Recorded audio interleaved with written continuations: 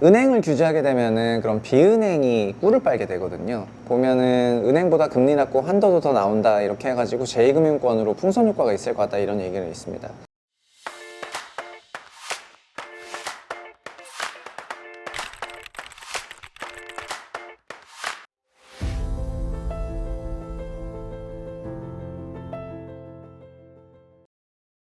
안녕하세요, 최부심입니다. 오늘 주제는 스트레스 DSR 2단계를 시행을 하죠. 9월이 됐으니까요. 그리고 또 제2금융으로 대출 풍선 효과가 있다 이런 내용으로 말씀을 드리겠습니다. 지난달에 있었던 8.18 공급 대책에 주택 공급 정책이 나오고 시장 안정화를 시키겠다고 하니까 사실 지금은 뭐 공급 얘기도 있지만 대출 같은 게 큰 폭으로 증가를 하면서 주택시장이 과열됐다는 그런 진단이 있었거든요. 그래서 한겨레에서 왜 대출 정책이 빠지냐 뭐 이런 지적이 있었습니다. 그리고 8.18 대책 나오고 나서 한 13일 지나고 8.21 대출 규제가 발표가 되었습니다. 그 8.21 대출 규제 정책이 발표가 되었고 그 대책은 9월부터 스트레스 DSR 2단계 시행을 한다는 거잖아요. 그래서 스트레스 DSR을 시행을 하게 되면은 수도권 주담대 한도가 조금 줄어든다 이런 내용이 담겨져 있었는데요. 스트레스 DSR은 사실은 지금 1.5%포인트라는 가상금리의 절반인 0.75%포인트를 금리 한도 계산할 때 가산을 하게 되어 있습니다.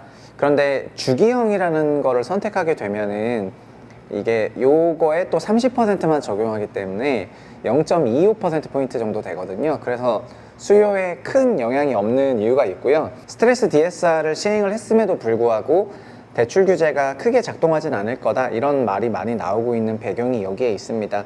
아마 내년 7월이면은 스트레스 DSR 3단계를 다 적용하게 돼서 1.5%포인트의 가상금리를 다 더하게 되는데 그때도 주기형으로 하게 되면은 또 일부만 적용하게 되니까 상체는 되게 커 보이고 하체가 약한 그런 규제 방식이죠.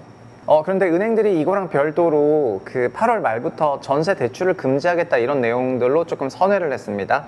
신한은행이랑 우리은행 어저께 발표한 거는 정말 굉장히 충격적인 내용이었던 것 같고요. 신한은행하고 그 다음에 하나은행 뭐 이런 은행들이 슬금슬금 발표를 하고 있습니다. 은행마다 뭐 우리가 더 세게 한다 이런 걸 약간 자랑하듯이 감독은 보라고 그렇게 하는 것 같습니다. 근데 주담대 옥죄기가 서민들 전세 대출로 뭐 불똥이 튄다 이런 조선 기사도 있었지만 어쨌든 시중은행 대출 감소가 지금 큰 이슈 중에 하나입니다. 그런데 오늘 주제가 이거죠. 은행을 규제하게 되면은 그럼 비은행이 꿀을 빨게 되거든요. 그래서 지금 이거는 머투에서 낸 건데 보면은 은행보다 금리 낮고 한도도 더 나온다 이렇게 해가지고 제2금융권으로 풍선 효과가 있을 것 같다 이런 얘기를 있습니다. 건별 주택담보대출 잔액을 보면은 머투 기사를 참조했을 때는 은행에서 약 700조, 보험사 50조, 새마을금고 30조 이렇게 되어 있는데요. 특히 보험사가 그 모기지 보험이라 그래가지고 은행의 대출과 약간 유사한 그런 모기지 보험을 파는데 보험사 주담대가 꽤 크거든요. 그래서 이쪽으로 튀지 않을까 이런 생각이 있는 거죠.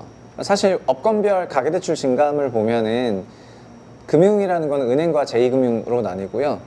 여러분이 알고 계시는 저축은행은 사실은 은행이 아니죠. 저축은행은 그래서 이름이 원래 은행이라는 그 프리미엄을 받고 싶어서 이름이 한번 바뀐 거고요.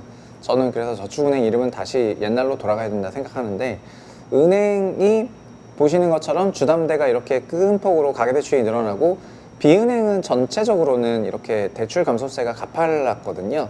근데 7월 들어서부터는 비은행 대출 감소세가 이제 거의 0에 붙고 이런 걸 보면은 슬금슬금 풍선 효과가 있는 것 같습니다. 그러니까 연초만 하더라도 어마어마한 대출 감소가 있었는데 지금은 이제 많이 그쪽으로 넘어갔다 이렇게 볼 수가 있을 것 같습니다.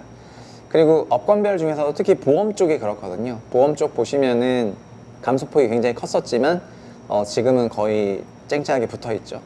그래서 과거에도 이런 말씀을 드리고 싶은 거는 과거에도 구입자금 대출을 금지했던 그런 사례가 있었는데 15억 넘는 주택에 주택 구입을 금지를 했습니다. 그러면 어떻게 했냐면은 새로 집을 사는 데는 이 대출이 안 나왔지만 그 집을 내가 어떻게 갖고 있기만 하면은 그 저축은행에서 보유주택에 대한 담보대출은 됐거든요.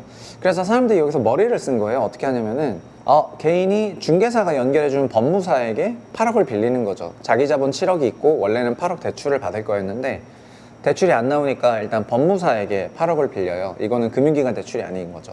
8억을 맞빌리고 자기 7억 더해서 15억으로 그 집을 삽니다. 그리고 자금 조달 계획서 통과를 하고요. 3개월 지나면은 이때부터는 내가 이 집을 신규로 사기 위한 구입 대출이 아니라 보유한 주택에 대한 대출이고, 보유한 주택에 대한 담보대출은 LTV 70%로 저축은행에서 해줘요. 그러면 그 3개월 지나서 저축은행 가서 LTV 70%로 대출을 받고, 그 다음에 법무사 대출을 상환하는 방식으로 주택 구입을 했습니다.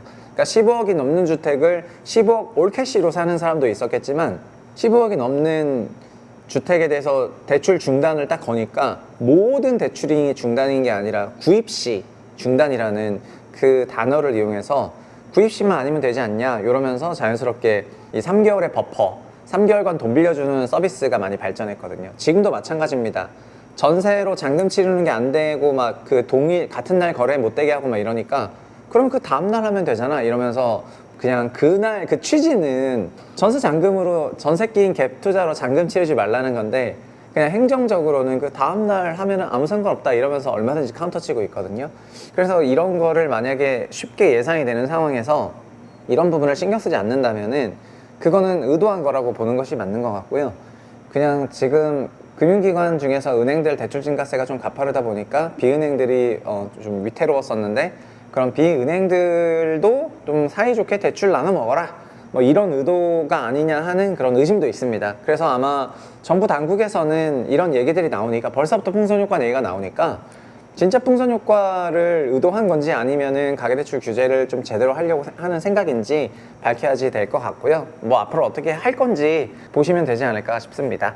네, 오늘 여기까지 하겠습니다. 감사합니다.